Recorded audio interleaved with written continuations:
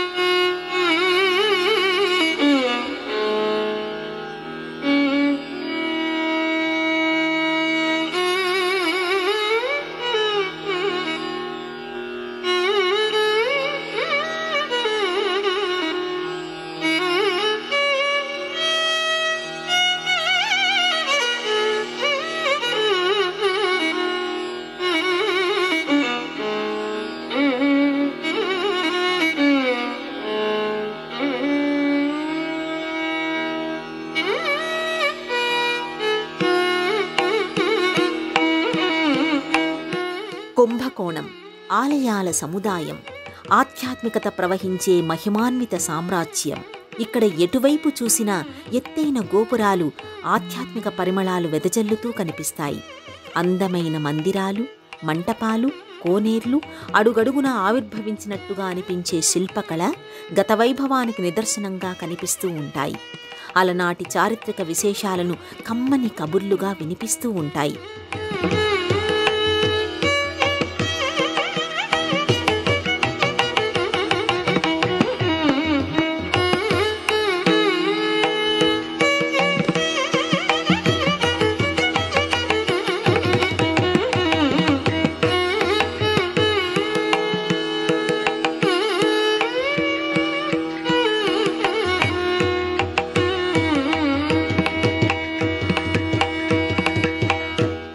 తమిళనాడు ప్రాంతం ప్రాచీనమైన ఆలయాలకు పుట్టినిల్లు. అలాంటి తమిళనాడులోని కుంభకోణం తంజావూరు జిల్లా పరిధిలో విరాజిల్లుతోంది. ఇక్కడ కూడా అటు చరిత్ర, ఇటు పురాణ ప్రాశస్త్యం పనవేసుకుపోవడం చూడవచ్చు. చోళులు, చాళుక్యులు, నాయకరాజులు ఇలా ఎన్నో రాజవంశాల వారు ఈ ప్రాంతాన్ని పరిపాలించారు. వారి ధైర్య సాహసాలు ఇక్కడ విజయస్థూపాలుగా కనిపిస్తే, వారి ఆధ్యాత్మిక భావాలకు ఆలయాలు అద్దం పడుతూ ఉంటాయి.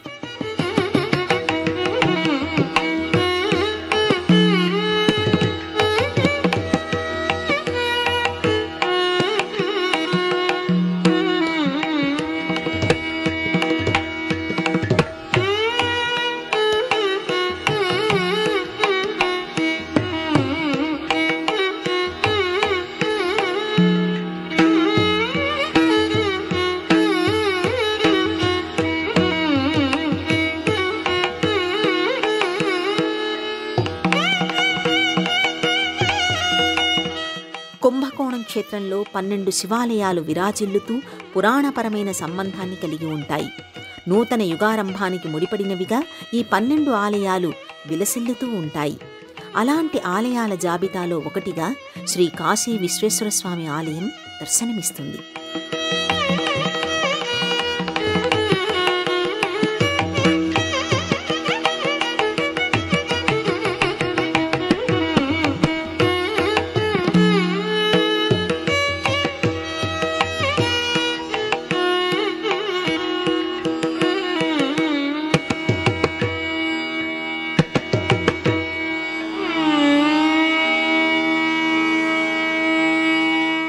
మహామహం కోనేరుకు అత్యంత సమీపంలో ఈ ఆలయం అలరారుతూ ఉండటం విశేషం. ఈ ఆలయంలోకి వెళ్లడానికి ముందే 9 మంది నదీ దేవతల ప్రతిమలతో కూడిన స్వాగత తోరణం కనిపిస్తుంది. ఈ నదీ దేవతలకు ఈ క్షేత్రానికి ప్రత్యక్షమైన సంబంధం ఉండడం మరో విశేషం. ఈ ఆలయంలో స్వామివారు కాశీ విశ్వేశ్వరుడిగా కొలువై ఉండగా, అమ్మవారు విశాలాక్షిగా దర్శనమిస్తూ ఉంటుంది.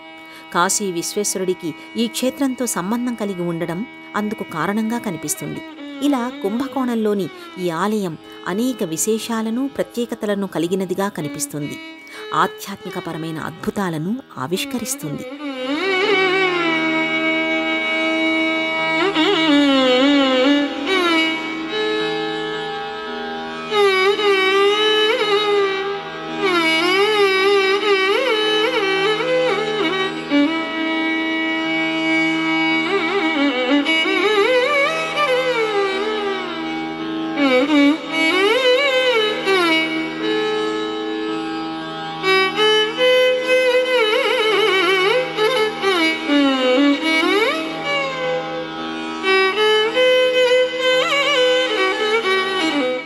ఆహ్లాదకరమైన వాతావరణంతో పెనవేసుకుపోయిన ఆలయాలతో, ఆదిదేవుడి నామస్మరణతో మారుమ్రోగే మందిరాలతో కుంభకోణంలోని శైవాలయాలు విలసిల్లుతూ ఉంటాయి. ఈ ఆలయాలన్నింటినీ అక్కున చేర్చుకున్నట్టుగా కనిపించే కుంభకోణానికి ఆ పేరు రావడానికి గల ప్రధానమైన కారణంగా కూడా ఆ పరమేశ్వరుడే కనిపిస్తాడు. ఆయన లీలా విశేషాలలో భాగంగానే ఈ క్షేత్రం తన మహిమను చాటుతూ ఉంటుంది.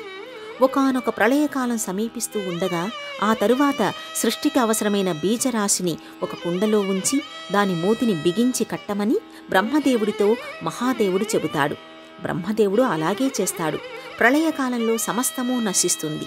నీటి ప్రవాహంలో కొట్టుకుపోయిన కుండ ప్రవాహం తగ్గిన తరువాత ఒకానొక ప్రదేశంలో ఏటవాలుగా ఆగిపోతుంది. ఒకవైపున వంపుతో ఆ కుండ ఆగిపోయిన ఆ ప్రదేశమే నేటి కుంభకోణం. ప్రళయ సమయం ముగిసిన తరువాత ప్రశాంతత పరుచుకున్నాక పరమేశ్వరుడు ఆ ప్రదేశానికి చేరుకుంటాడు. తన బాణంతో ఆ కుండను ఛేదిస్తాడు. అప్పుడు అందులోని బీజరాశి అన్ని వైపులా వెదజల్లబడుతుంది. ఆ కుండ 12 భాగాలైపోయి అవి ఇక్కడి 12 ప్రదేశాలలో పడతాయి. ఆ ప్రదేశాలలో ఆవిర్భవించిన శివయ్యను దేవతలు, మహర్షులు సేవించారు. మహారాజులు ఆ స్వామికి ఆలయాలను నిర్మించి తమ అంకిత భావాన్ని చాటుకున్నారు.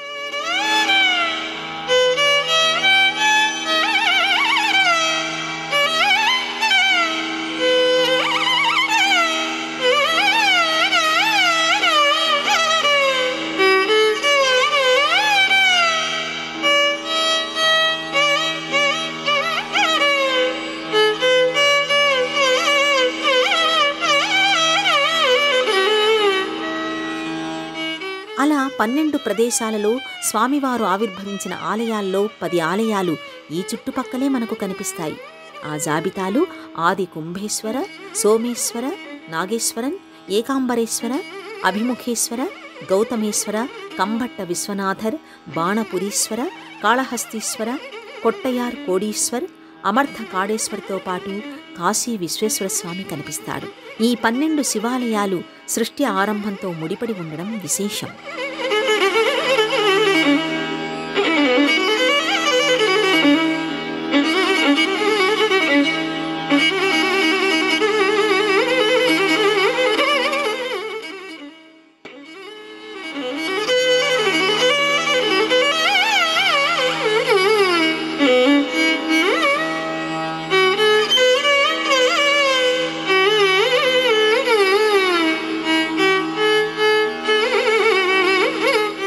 ఇక్కడి కాశీ విశ్వేశ్వరుడు 7వ శతాబ్దం నాటికి వైభవంతో వెలుగొందుతున్నట్టుగా అటు చారిత్రక గ్రంథాలు, ఇటు ఆధ్యాత్మిక గ్రంథాలు చెబుతున్నాయి. ఆయా రాజుల కాలంలో ఇక్కడి ఆలయాలు మరింతగా అభివృద్ధి చెందుతూ వెళ్ళాయి. స్థల మాహాత్మ్యం కారణంగా అనునిత్యం ఇక్కడి ఆలయాలన్నీ భక్తజన సమూహంతో కిటకిటలాడుతూ కనిపిస్తూ ఉంటాయి. ఆ జాబితాలో కాశీ విశ్వేశ్వర స్వామి ఆలయం కూడా తన ప్రత్యేకతను చాటుతూ ఉంటుంది.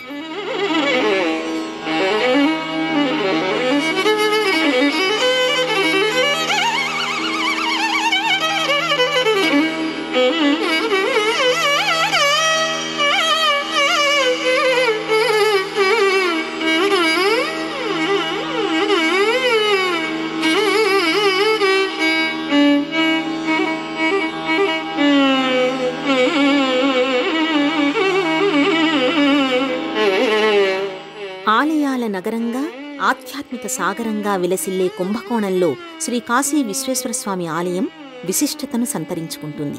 ప్రధానమైన రాజగోపురం 7 అంతస్తులను 72 అడుగులను కలిగినదిగా కనిపిస్తుంది. శివలీలా విశేషాలకు సంబంధించిన ఘట్టాలతో, శిల్ప చిత్రాలతో ఈ గోపురాన్ని నిర్మించిన తీరు గొప్పగా అనిపిస్తుంది. ఇంతకు ఎంతమాత్రం తగ్గని శిల్ప సముదాయంతో రెండో గోపురం దర్శనమిస్తుంది. పొడవైన 2 ప్రాకారాలతో కూడిన ఈ ఆలయంలో అనేక ఉపమందిరాలు అలరారుతూ ఉంటాయి.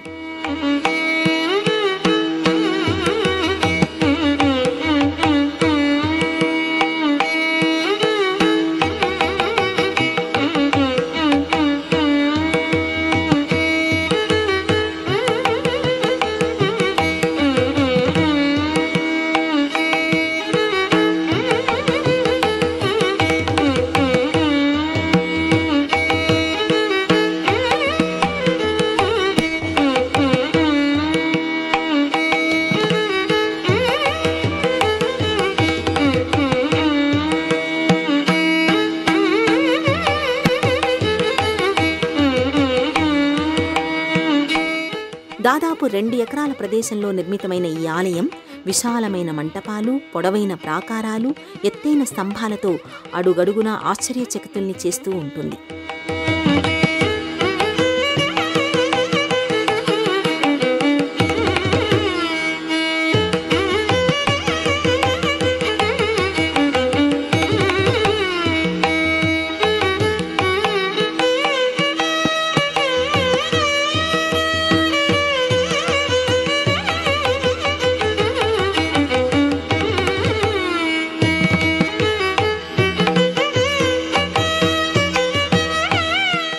విశాలమైన ప్రదక్షిణ మార్గం కలిగిన ఈ ఆలయం గంగా, యమున, సరస్వతి, కృష్ణ, గోదావరి, నర్మదా, కావేరి, తుంగభద్ర, సరయూ నదులతో ముడిపడినదిగా స్థలపురాణం చెబుతోంది.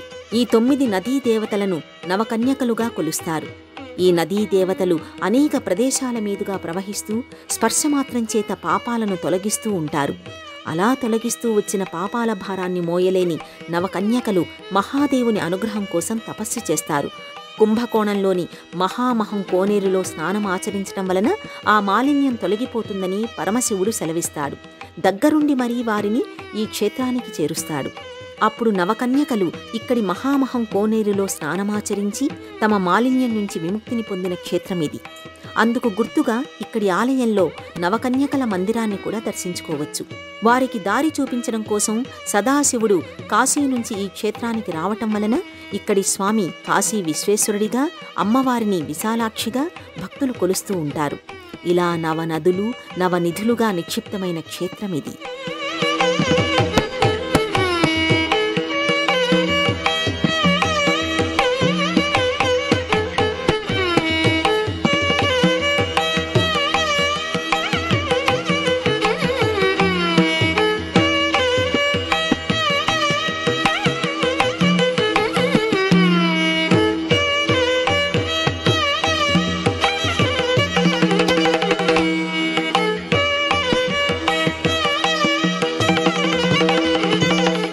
సాధారణంగా గంగ చాలా పవిత్రమైనదిగా భావిస్తూ ఉంటారు.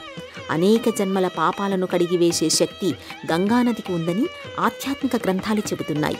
అలాంటి గంగాదేవి సైతం ఇతర నదీ దేవతలతో కలిసి వచ్చి ఇక్కడి మహామహం కోనేరులో స్నానమాచరించిందంటే ఇది ఎంతటి పుణ్యతీర్థమనేది అర్థం చేసుకోవచ్చు. సాధారణంగా ప్రాచీనమైన దేవాలయాలలో ఆలయానికి సంబంధించిన కోనేర్లు కనిపిస్తూనే ఉంటాయి. అయితే ఇక్కడి మహామహం కోనేరు ఆలయానికి సంబంధించిన సాధారణమైన కోనేరులా కాకుండా ఒక పుణ్యతీర్థంగానే భక్తులు భావిస్తూ ఉంటారు. 21 ఎకరాల విస్తీర్ణం కలిగిన ఈ కోనేరులో 21 తీర్థబావులు ఉన్నాయి. ఈ కోనేరులో స్నానమాచరించడం వలన ఈ 21 తీర్థాలలో స్నానమాచరించిన ఫలితం దక్కుతుందనేది మహర్షుల మాట.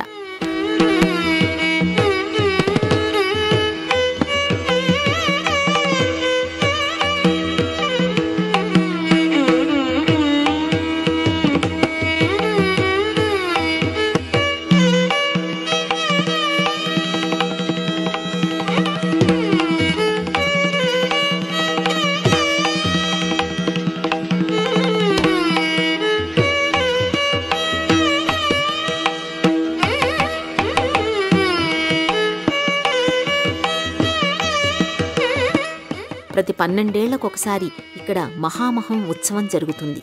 ఆ సమయంలో ఇక్కడ పవిత్ర స్నానాలు చేయడానికి దేశంలోని వివిధ ప్రాంతాల నుంచి లక్షల సంఖ్యలో భక్తులు తరలివస్తుంటారు. కుంభకోణంలో జరిగే ప్రసిద్ధమైన వేడుకగా, దేశంలో జరిగే అతిపెద్ద జాతరగా దీనిని చెబుతారు. కుంభమేళకు సమానమైన పండుగగా అభివర్ణిస్తుంటారు. అలాంటి ఈ కోనేరు చుట్టూ పొడవైన విశాలమైన మెట్లు, 16 మంటపాలు కనిపిస్తాయి. తంజావూరును రఘునాథ నాయకుడు పరిపాలిస్తున్న సమయంలో గోవింద దీక్షితార్ ఈ కోనేరు చుట్టూ మంటపాలను, రాతి మెట్లను నిర్మించినట్టుగా చరిత్ర చెబుతోంది. చరిత్రను, పురాణ నేపథ్యాన్ని కలిగిన ఈ కోనేరు నిర్మాణపరమైన విశేషాలను కలుపుకొని దర్శనమిస్తుంది.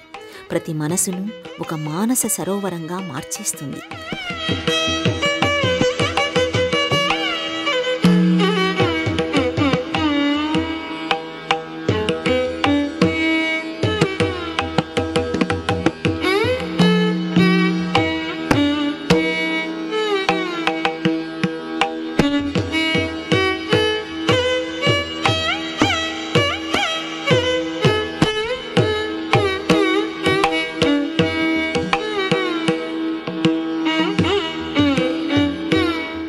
కుంభకోణంలోని 12 శివాలయాలు, 4 వైష్ణవ ఆలయాలు అత్యంత ప్రాచీనతను, విశేషమైన ప్రాశస్త్యాన్ని కలిగినవిగా కనిపిస్తాయి.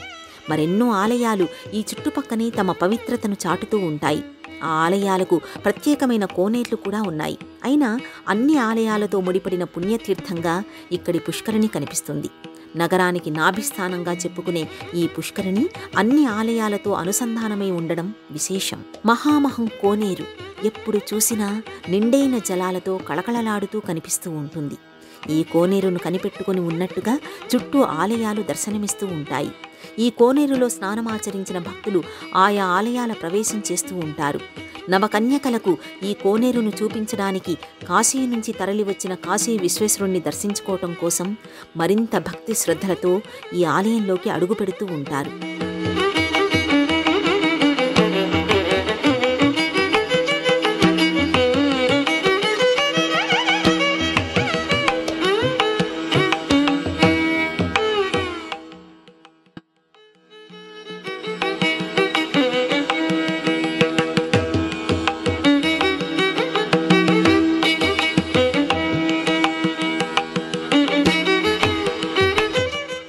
ఆలయం ముఖమంటపం, అంతరాలయం, గర్భాలయంగా నిర్మితమై కనిపిస్తుంది.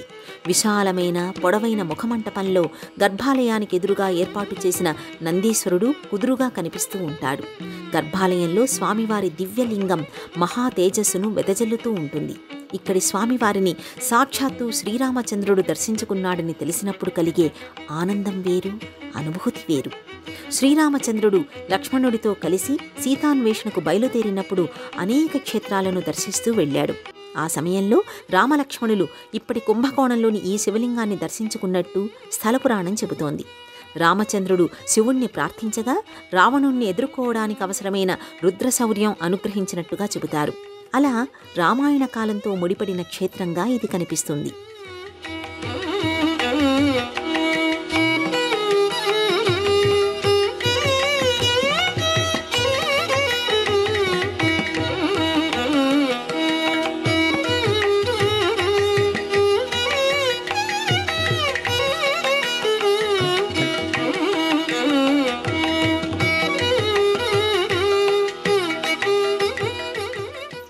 రావణవధ అనంతరం ఆ పాపాన్ని ప్రక్షాళన చేసుకోవడానికి శ్రీరాముడు అనేక ప్రదేశాలలో శివలింగాలను ప్రతిష్ఠ చేస్తూ వచ్చాడు. అలా తిరుగు ప్రయాణంలో రామచంద్రుడు ఇక్కడి కాశీ విశ్వేశ్వరుణ్ణి దర్శించుకుని ఇక్కడ మరో శివలింగాన్ని ప్రతిష్ఠిస్తాడు. ఆ శివలింగాన్ని ఇదే ప్రాంగణంలో మనం చూడొచ్చు. కాశీ విశ్వేశ్వరుణ్ణి ఆరాధించడం వలన కార్యసిద్ధి కలుగుతుందనే విశ్వాసం రామాయణ కాలం నుంచి కనిపించడం విశేషం. ఇక్కడి స్వామికి అనునిత్యం అభిషేకం, అలంకారం, నైవేద్యం సమర్పిస్తూ ఉంటారు. ప్రతిరోజు ఉదయం నుంచి రాత్రి వరకు 6 వేళల్లో ప్రత్యేకమైన పూజల్ని నిర్వహిస్తూ ఉంటారు. ప్రతి సాయంత్రం జరిగే ప్రదోష పూజ మరింత విశేషాన్ని సంతరించుకుంటుంది. సోమవారం, శుక్రవారం, అమావాస్య, పౌర్ణమి తిథులలో భక్తుల సంఖ్య ఎక్కువగా ఉంటుంది. మాఘ పౌర్ణమి, మహాశివరాత్రి బ్రహ్మోత్సవాల సమయంలో విశేషమైన సేవలను నిర్వహిస్తూ ఉంటారు. స్వామివారితో పాటే విశాలాక్షి అమ్మవారిని భక్తులు దర్శించుకుంటూ ఉంటారు. సౌభాగ్య సిద్ధిని కోరుతూ ఆ తల్లి ఆశీస్సులను, అనుగ్రహాన్ని కోరుతూ ఉంటారు. ఆ తల్లి సర్వమంగళ కనుక అమ్మవారికి పసుపు, కుంకుమలు, పూలు, పండ్లు సమర్పిస్తూ ఉంటారు. ఆ తరువాత ఇదే ప్రాంగణంలో కొలువు తీరిన ఇతర దేవీ దేవతలను దర్శించుకుంటారు. ప్రతిరోజు ఉదయం 6 గంటల నుంచి మధ్యాహ్నం 12 గంటల వరకు ఈ ఆలయం తలుపులు తెరిచి ఉంచుతారు. తిరిగి సాయంత్రం 4 గంటల నుంచి రాత్రి 8:30 వరకు దర్శనానికి అనుమతి ఉంటుంది.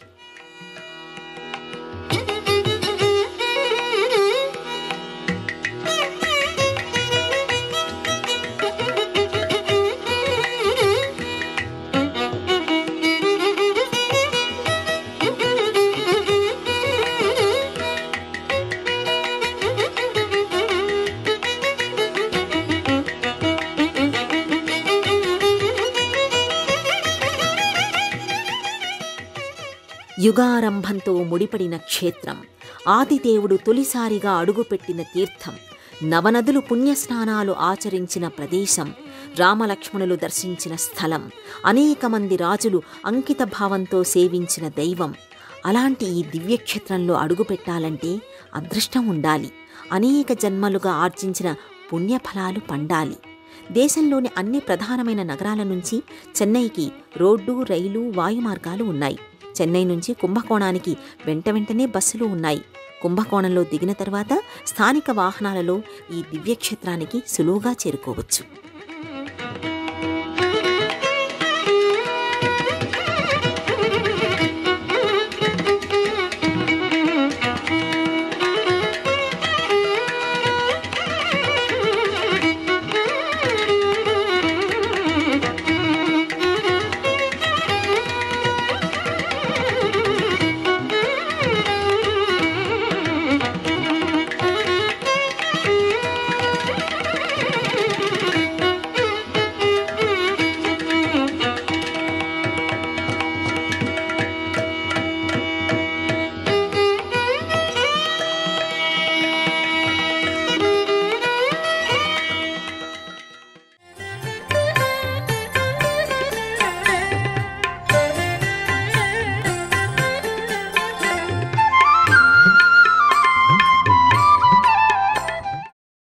ఈ కార్యక్రమాన్ని తిరిగి చూడాలనుకుంటే www.youtube.com/@ETV Life Spiritual లో చూడవచ్చు.